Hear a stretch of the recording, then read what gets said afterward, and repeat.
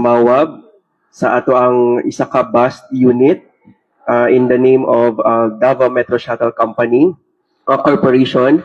It happened last June 29. So right after nga nahitabo ang incident sa katong pagsunog sa bus, nag-issue dayon mi og show cause order sa bus company to explain unsa ang nahitabo. Now based sa municipal police station of Mawab, the cause of the fire was nag-start sa smoke underneath the bus. Now, wala pa ma-determine kung it may sa wiring ba or sa engine. Ongoing gyapon ang investigation as of the moment.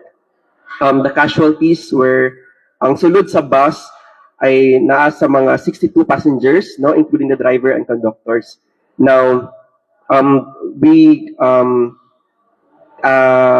tasked the company to submit the report. No, now naatay 9 kabuok na verified complaints dito sa bus company, no.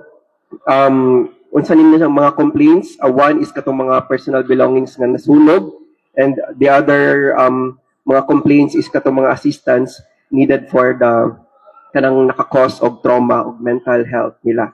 So kaning 9 na verified complaints nga na-receive sa company kay nahatagan po og assistance tanan sila. So because of this, there is directive to our to the bus companies to strengthen our inspection gyud sa mga kaning mga bus units nato to ensure nga dapat complete sila with the fire extinguishers and glass breakers, no, in case na ay mga incidents nga mag-happen ani. Required gyud na sila, no. Natay memorandum circulars on that, and also just last year nag-start mi og collaboration with the LTO, the Transportation Office, wherein we have a joint inspection with the LTO and the LTFRB sa ilahang mga garage to inspect all the units that we have to ensure that these units are roadworthy and compliant with all the standard requirements at the mga bus units to prevent these mga incidents na mahitabo. Okay, sir. Nanabatay ano, sir? Sanction gi-impose to the Metro Shuttle management? Nagpadala mi og show cause order last June 30, and then our legal officer also conducted a hearing last July 2.